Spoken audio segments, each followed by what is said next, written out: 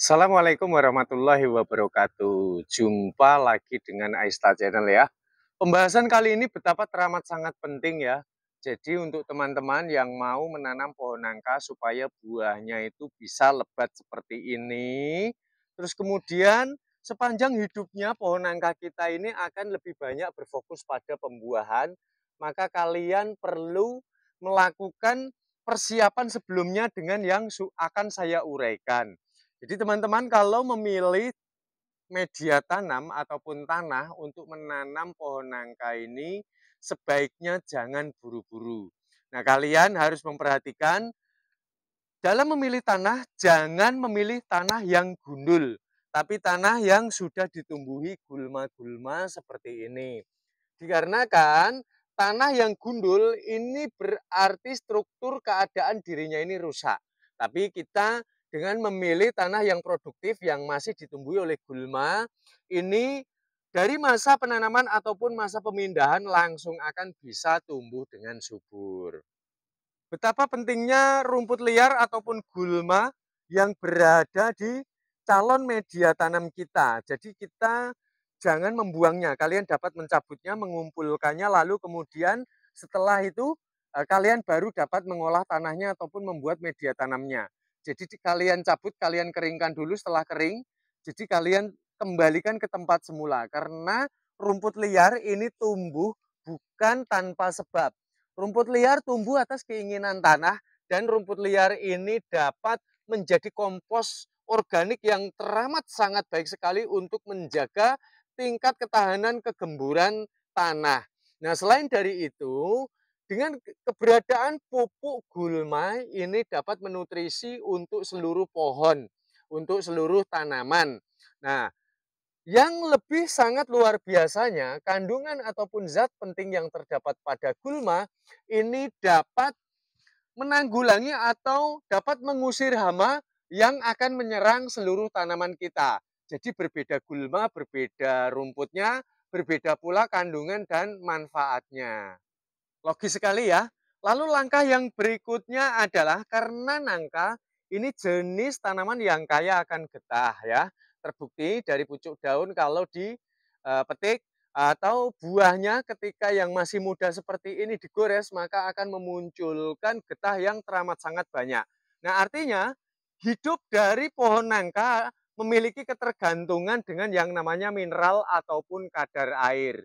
Nah, maka dari itu kita harus menciptakan media tanam yang kebal terhadap segala perubahan suhu. Dia akan selalu tetap terjaga tingkat kelembapannya. Kita dapat mencampurkan abu dari bakaran sampah organik.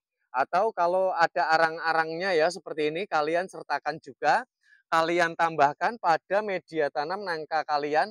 Karena ini dapat menjaga tingkat kelembapan. Keberadaan abu ini dapat memfilter, menutup rongga pori-pori pada tanah. Sehingga ketika terik matahari ataupun suhu panas ini terlalu berlebih, penguapannya ini akan dapat terlindungi dengan keberadaan abu dari bakaran sampah organik. Ini sangat logis sekali ya. Jadi teman-teman, kalau bisa gunakan abu yang sudah stok lama ya. Jangan sampai abu yang baru karena kalian nanti kaget. Kalau abu yang masih baru, suhunya masih panas, ini dapat menyebabkan pohon nangka kita ini nanti malah justru mati. Karena betapa pentingnya pemberian abu dari bakaran sampah organik, maka sebaiknya harus pandai di dalam memilih abunya. Kalian cari yang sudah tercampur dengan tanah ataupun bahan yang lain yang sudah stok lama. Nah, berkaitan dengan abu, ini menyangkut dengan mineral ketahanan kelembapan ya.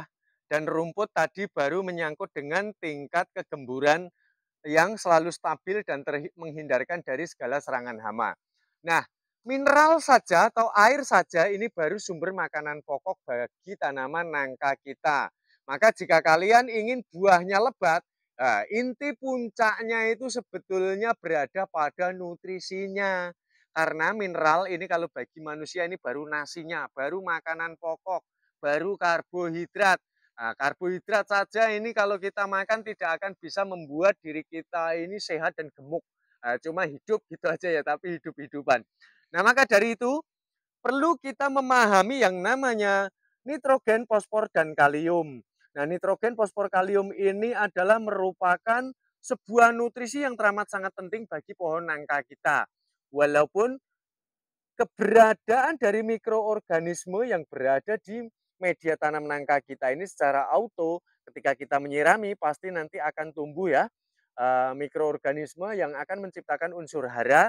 Akan tetapi saya yakin ini jumlahnya akan teramat sangat terbatas sekali. Nah, untuk menciptakan supaya nangka berbuah lebat juga sepanjang hidupnya banyak berbuah, maka perlu kita memberikan pupuk tambahan dari kotoran ternak ayam.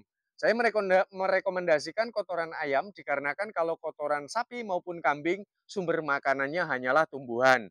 Tapi kalau kotoran ternak ayam sumber makanannya selain berasal dari tumbuhan ini juga seperti serangga ya, jangkrik-jangkrik kayak gitu, bahkan daging-daging sisa yang kita buang pun dia akan makan ya yang nempel-nempel pada tulangnya. Nah, maka dari itu kotoran ayam ini dapat memancing mikroorganisme dengan perkembangbiakan yang teramat sangat cepat. Sehingga dapat menyebabkan pohon nangka kita ini akan segera berfokus terhadap pembungaan. Dan bahkan kalau kita bisa menjaga stabilnya ya, di mana media tanam kita dirasa kurang ya dengan nutrisi, ciri-cirinya tanah teksturnya mudah sudah teksturnya memadat, mudah mengalami kekeringan berarti kekurangan nutrisi. Maka dari itu kita perlu memberikan pupuk secara berkala dengan menggunakan kotoran ayam dan abu bakaran sampah organik. Yang terakhir, mungkin tidak pernah kalian sangka-sangka. Untuk membuat media tanam pohon nangka yang kebal terhadap segala perubahan suhu ataupun musim, maka kita perlu mencampurkan cacing tanah. Cacing tanah ini mampu dia mempertahankan tingkat kegemburannya ya, karena aktivitasnya di dalam tanah ini dia eh, ke sana dan kemari sehingga mau tidak mau tanah pada pohon nangka kita ini akan tetap selalu gembur dan lembab. Karena kotoran yang dihasilkan oleh cacing tanah akan menciptakan kelembapan. Nah, selain dari itu nanti kotoran dari cacing tanah ini juga akan dapat menciptakan unsur hara yang teramat sangat baik dengan suhu yang dapat dipertahankan secara ideal sesuai yang dibutuhkan oleh buah ataupun pohon nangka kita. Metode ini saya memang baru pertama kali saya ulas di channel saya ya. Jadi belum pernah saya ulas di tempat lain. Nah, teman-teman, kalian harus memahami jadi munculnya gulma ataupun tanah ini dapat menumbuhkan tumbuhan dikarenakan keberadaan hewan-hewan yang berada di dalam tanah. Nah, betapa pentingnya penyiraman selain sebetulnya memang merupakan makanan pokok bagi tumbuhan, sebetulnya penyiraman ini juga dapat memberikan keuntungan bagi seluruh aktivitas hewan maupun mikroorganisme, binatang, bakteri baik ya di dalam tanah ini akan memberikan keuntungan terhadapnya. Maka dengan penyiraman yang rutin ini akan dapat menciptakan tingkat kesuburan yang lebih signifikan. Baik, saya rasa sampai di sini ulasan saya dan kalian yang mungkin merawat pohon nangka, buahnya kerap sekali busuk dan jatuh, lakukan dari yang sudah saya uraikan.